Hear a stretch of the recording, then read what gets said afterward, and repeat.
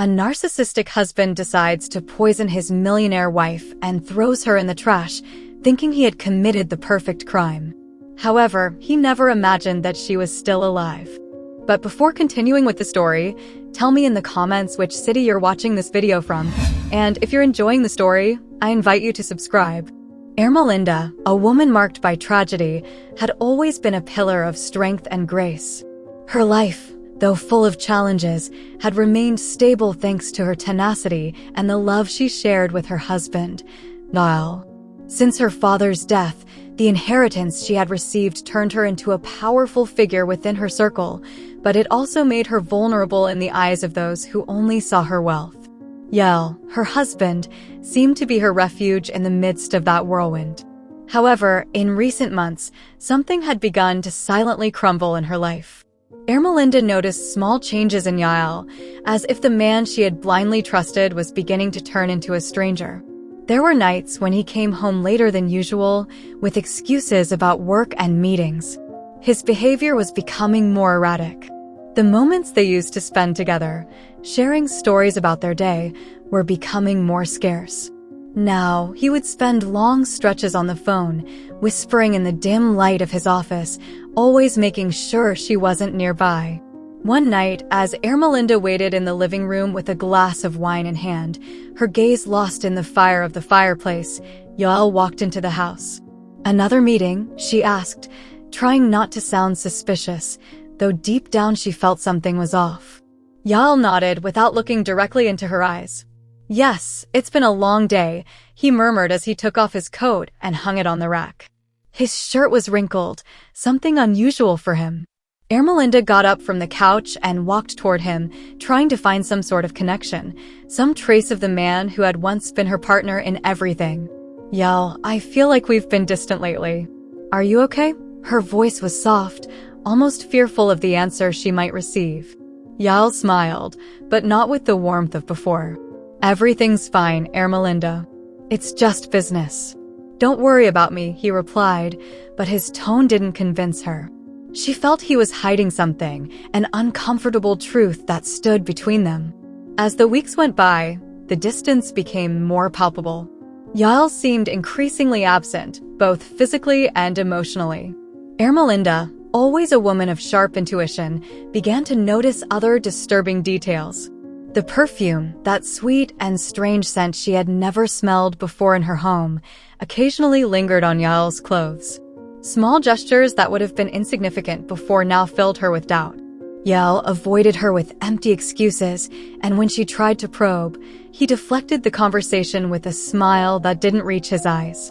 On one of those unsettling nights, when Yael was in the bathroom, his phone vibrated on the nightstand. Ermelinda looked at it, her heart pounding in her chest. The screen lit up with a message from an unknown number, but the content was clear. "I miss you. Can't wait to see you tomorrow. Sayonara." The air in the room grew heavy. The betrayal Ermelinda had begun to suspect manifested itself in the most brutal way possible. In that moment, she felt as if the ground had collapsed beneath her feet. All the love she had once felt for Yael now mixed with a deep sense of betrayal and pain. But instead of confronting him right then, she decided to say nothing. She needed time to understand what was really happening and what this woman meant in Yael's life. The tension in the house grew. Yael acted as if nothing had changed, unaware that Ermelinda was on the verge of an emotional breakdown. But what she didn't know was that Yael wasn't just betraying her with Sayonara. He was in the midst of a much more sinister plan, a plan that aimed not only to be with his lover, but also to take all the fortune she had inherited. In the secret meetings he held with Sayonara, Yael revealed his true intentions. They were both cold and calculating, orchestrating the exact moment when Ermelinda would disappear from their lives. Yael, driven by greed and his need for control, had begun to slowly poison Ermelinda. Every day, he administered small doses that weakened her body, making her feel increasingly ill. The doctors couldn't find any explanation for her malaise, which only added to Ermelinda's torment, who began to doubt even her own sanity. "It can't be a coincidence," Ermelinda told herself on the nights when she felt most vulnerable. The extreme fatigue, the dizziness, the constant nausea. Everything felt like a shadow enveloping her, and though she tried to convince Yael that something was wrong, he only downplayed her concerns. "You just need more rest," he would say as he prepared her a tea that contained another dose of poison. "You've been under a lot of stress since your father's death." Yael's words were soft, soothing, but there was something in his gaze that she couldn't decipher. Every time he looked at her, it felt like there was an unbridgeable distance, as if behind that smile lay a dark intention he was trying hard to conceal. Ermelinda, weakened both physically and emotionally, felt that something terrible was happening, but the love she still had for Yael clouded her judgment. As her health deteriorated, the meetings between Yael and Sayamara became more frequent. In one of those clandestine encounters, Sayamara, much more ambitious than Yael could have anticipated, began to pressure him to speed up the plan. "Enough, Yael. We can't keep waiting. Every day she stays alive is a risk for us," she said, looking at him with a cold smile, knowing she had control over him. Yael, while in control of the situation with Ermelinda, began to notice that he was losing control over Sayamara. She was unpredictable, and though passion had brought them together, he now started to question whether she was as trustworthy as she seemed. Still, he remained committed to his plan. Ermelinda, on the other hand, began to notice a change within herself. Although her body was weakened, her mind remained sharp. Something inside her told her that she could no longer trust Yael, and little by little, the pieces of the puzzle began to fall into place in her mind. Yael's distant behavior, the prolonged absences, the perfume, and now, her inexplicable illness. Amidst her confusion and weakness, Ermelinda decided that she needed to find out the truth for herself. One night, when Yael left the house claiming to have an important meeting, Ermelinda gathered all her strength and searched through his office. Among financial documents and contracts, she found something that chilled her to the bone, a life insurance policy in which her death would directly benefit Yael. The signature, though hers, had clearly been forged. The reality hit her with overwhelming force. Yael wasn't just betraying her with another woman, he was planning to kill her. That same night, when Yael returned, Ermelinda tried to act normal, though fear and sadness consumed her inside. She knew that any false move could cost her her life. As the days passed, the atmosphere in the house grew heavier, and every interaction with Yael was laden with tension. Without him noticing, Ermelinda began to avoid the food he prepared, discreetly disposing of the drinks he offered her. Yael, unaware that Ermelinda already knew about his betrayal, continued with his plan, convinced that he would soon get rid of her and have everything he had ever wanted. What he didn't imagine was that Ermelinda, in silence, was crafting her own strategy to survive and expose him. Ermelinda had slipped into a routine of silent survival. She knew that any misstep could be her end, so every day, she pretended that everything was fine, even though her body struggled to stay upright. Yael, for his part, was increasingly confident that his plan was nearing its conclusion. The doctors still couldn't find an explanation for Ermelinda's symptoms, which gave him a sense of total control. While he believed everything was moving according to plan, Ermelinda, from the shadows, had begun to move strategically. That morning, as the sun barely lit the house, Ermelinda got up with an effort that left her breathless. Her body was weak, but her mind was now a whirlwind of thoughts, always alert. She checked Yael's desk once more, searching for more evidence, but nothing new appeared. She had to face the reality that she could no longer delay things. She knew that every second that passed was a risk, but she still hadn't found the right moment to confront him. Yael entered the house earlier than usual, which sent a sudden chill through Ermelinda. The tension in the air was palpable. He approached her with a smile that showed no emotion. "How are you feeling today?" he asked, with that soft voice he used to mask his true intentions. "A little better," Ermelinda replied, avoiding his gaze. Her stomach churned every time she felt Yael's presence nearby. "The doctors think they'll find out what's wrong with me soon," she added, with a well-calculated lie, looking for his reaction. She wanted to see him nervous, to shake him out of the false sense of security he had wrapped himself in. Yael gave a faint smile, though his eyes showed a flicker of concern. "I hope so," he murmured, before excusing himself and stepping out into the garden. Ermelinda watched him from the window and, for the first time, noticed something strange in his expression. He seemed distracted, disturbed, as if something else was troubling him. That afternoon, while Yael was on the phone in his office, Ermelinda, in an impulse she couldn't control, moved closer to listen through the door. Yael's voice was low, but clear enough for the words to reach her. "Don't worry, it'll all be over soon," he was saying. "Once this is done, we'll be free." That last word, free, hit Ermelinda like a poison dart. It wasn't just her life that was at stake. It was everything she had built, her dignity, her self-worth. Yael wasn't just betraying her. He was ready to erase her existence as if she had never meant anything. But what disturbed her the most was what she heard next. A female voice came through the speaker. "We can't wait any longer, Yael," Sayamara said urgently. "Ermelinda has to disappear before it's too late. I can't keep seeing you in secret anymore. I need this to be over." Ermelinda felt her legs buckle as she heard those words.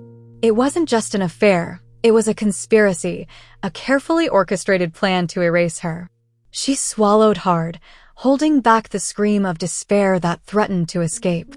Her heart pounded in her chest, but she had to remain calm. She couldn't let Yael know that she had overheard. In the days that followed, the situation in the house became unbearable. Yael, growing more impatient, could no longer hide his anxiety. In his secret meetings with Sayamara, the discussions grew more heated. Sayamara demanded results. Her thirst for power went far beyond what Yael had anticipated. Sayamara didn't just want the inheritance. She was beginning to enjoy the control she exerted over Yael. "If you keep delaying, I'll make sure she disappears myself," Sayamara snapped during one of those tense conversations. Yael, shocked by the veiled threat, tried to calm her, but he was no longer the man in control. Sayamara watched him like a predator stalking its prey, and he knew it.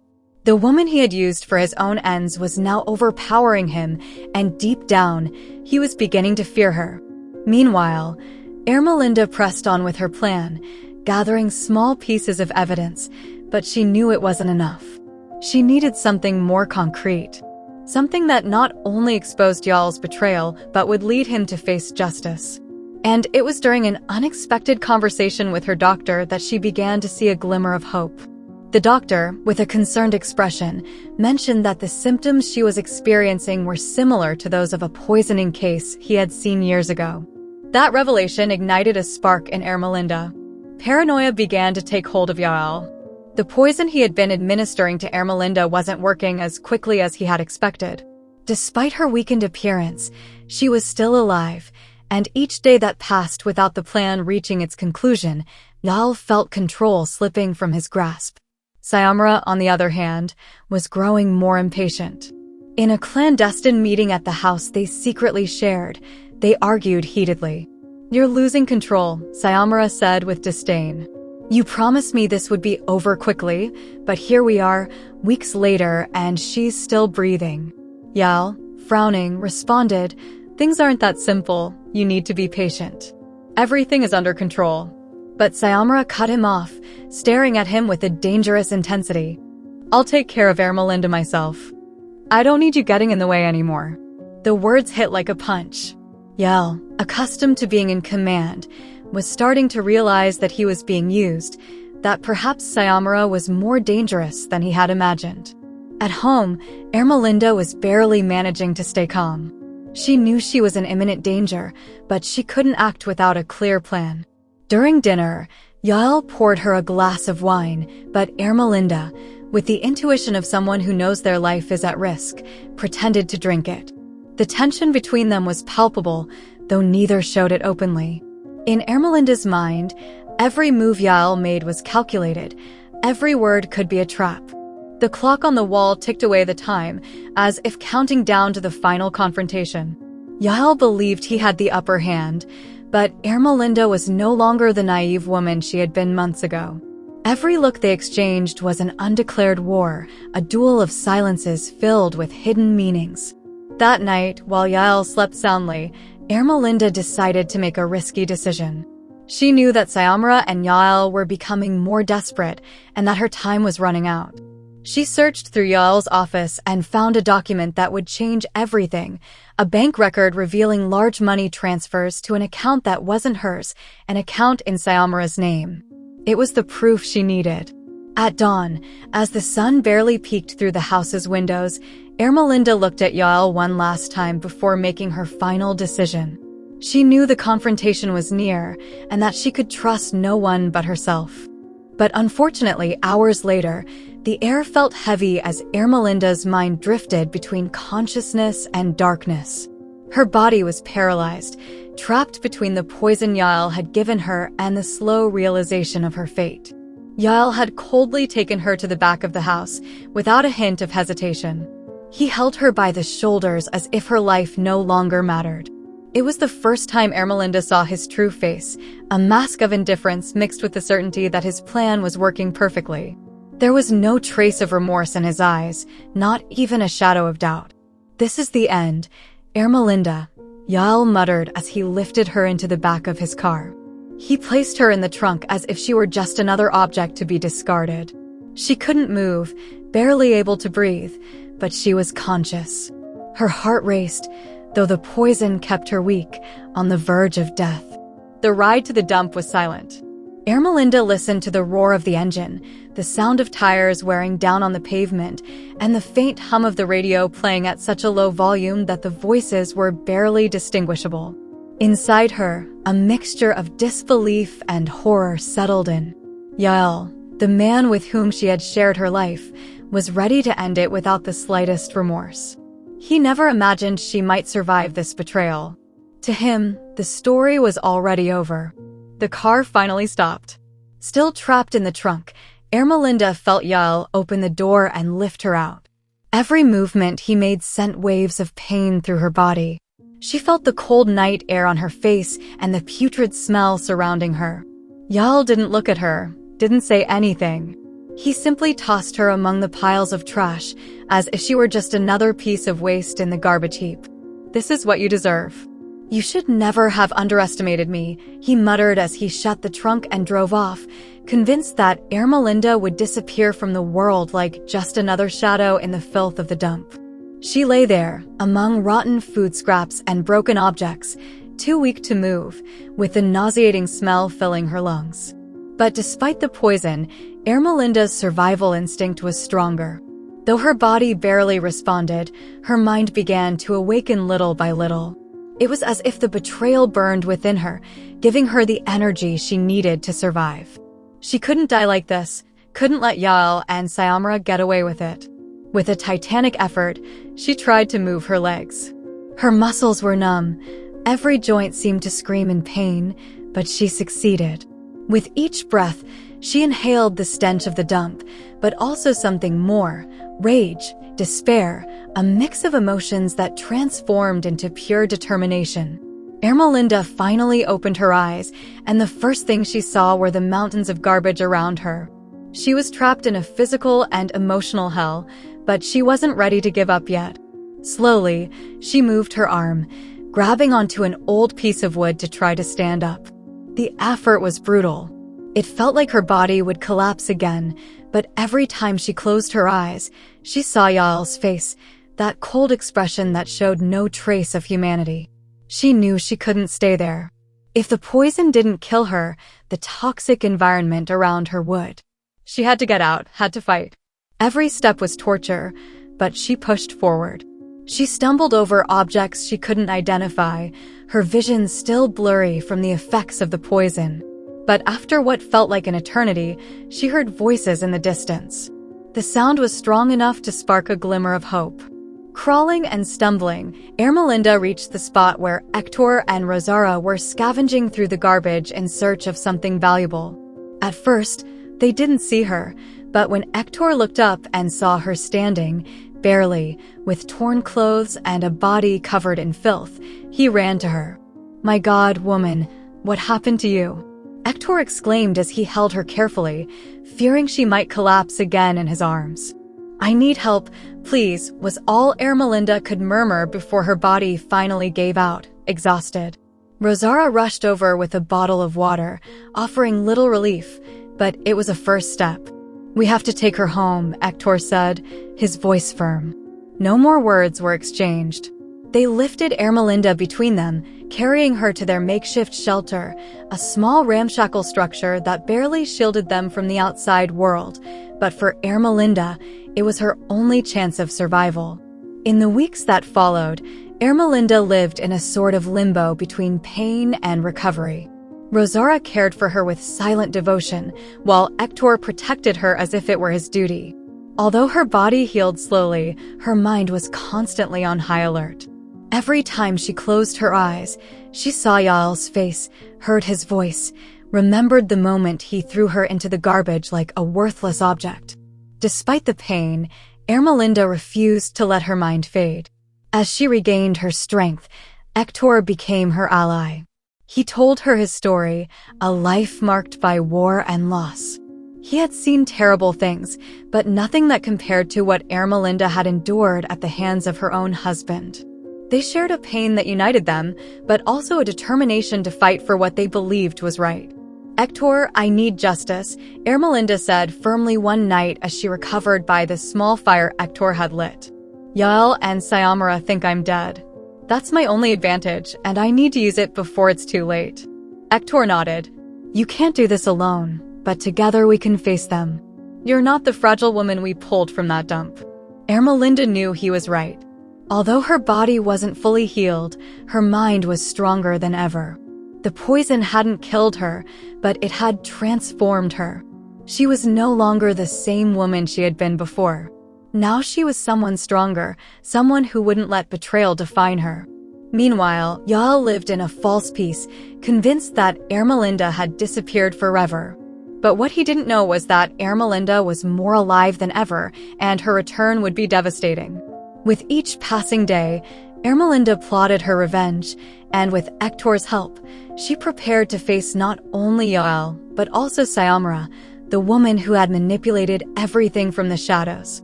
Justice wouldn't be just for her, it would be for everyone who had been betrayed by those they trusted. And though fear lingered, there was something stronger inside her that kept it at bay, the need for justice. The sound of the wind seemed to carry a warning. Ermelinda was ready. Her hands trembled slightly, not from fear, but from the tension of knowing the decisive moment had arrived.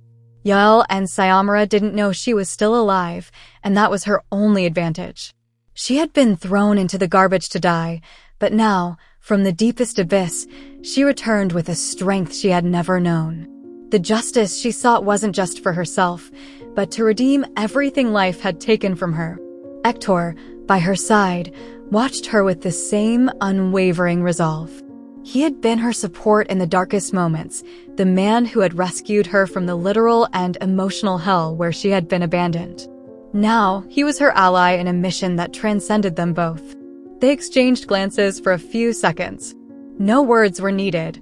They both knew what was at stake. "Are you ready?"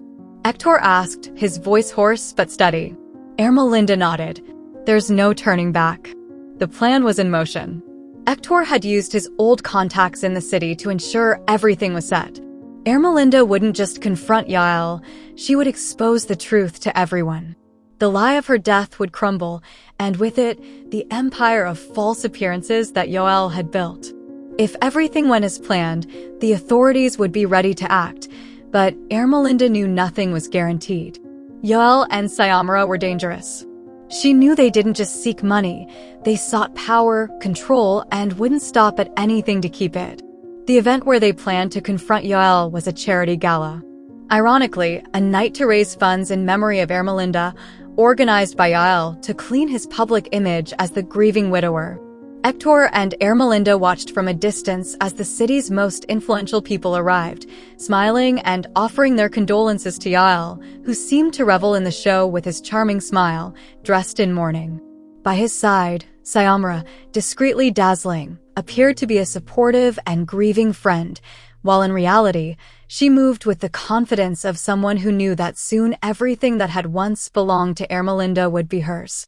It's incredible how they can live among so many lies, murmured Ermelinda as she watched Yael from afar, her heart racing with each step he took. Hector squeezed her shoulder, giving her strength. Today, they'll face the truth. Yael stepped onto the stage, microphone in hand, his warm voice resonating through the room as he spoke about the irreparable loss of his wife. The words sounded hollow to those who knew the truth. Ermelinda remained hidden for a few more seconds, but her moment was coming. With each sentence Yael spoke, her anger grew. He talked about his love for her, how much he missed her, all while calculating in his mind how he would continue with his plans.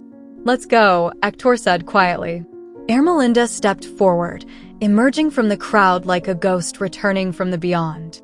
The murmur in the room was immediate, almost deafening. The people closest to her recognized her at once, their eyes wide, unable to process what they were seeing. "Ermelinda." Yael's voice trembled for the first time, and the expression of bewilderment on his face was so evident that even Sayamara noticed, turning to see where the commotion was coming from. The room filled with whispers and murmurs, like a wave of disbelief spreading across the space. Ermelinda, simply dressed but with unshakable dignity, walked slowly, each step marking the end of the web of lies that Yael and Sayamara had woven. Yael dropped the microphone. His face, which had maintained a perfect mask of mourning and strength until that moment, was now pale, his eyes wide as if he were seeing an apparition. How is this possible?" he stammered, stepping back, almost tripping over the stage. The confidence he had always shown crumbled before everyone's eyes. "What surprises you, Yael?" "That I'm alive." Ermelinda raised her voice, letting the fury she had held back for months pour out. "Or that I didn't fall into your trap. You left me to die, tossed me away like trash. But here I am, more alive than ever, ready to reveal the truth that you and Sayamara have tried to hide." The silence in the room was deafening. The faces of the guests reflected disbelief and horror as they realized what was happening.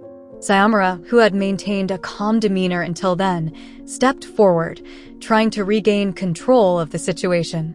"This is ridiculous," Sayamara said with a nervous laugh, trying to divert attention. "Ermelinda, dear, you must be confused. It's been a difficult time for all of us, but—" Ermelinda interrupted her, moving toward her with renewed strength. "Confused? Sayamara, you and Yael tried to kill me.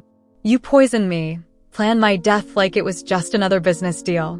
Do you think you'll convince me with your lies?" Yael tried to intervene, his voice shaking with desperation. "Ermelinda, please. This is a misunderstanding. I never—" "Don't speak," Ermelinda said with a firmness that silenced him immediately. "I know everything you did. I believed you when you said you loved me, when you said everything you did was for our future. But you poisoned me, left me to die alone in a dump. The man I loved died long ago when you decided to betray me." Yael, seeing he could no longer control her, tried to change his tactic. "I did it for us. You don't understand." Ermelinda laughed bitterly. "For us? It was all for you. For your greed, your thirst for power. You wanted to have it all, and when you couldn't control me, you decided to get rid of me." The room, which had been filled with murmurs before, now watched in expectant silence. All eyes were on Ermelinda, Yael, and Sayamara.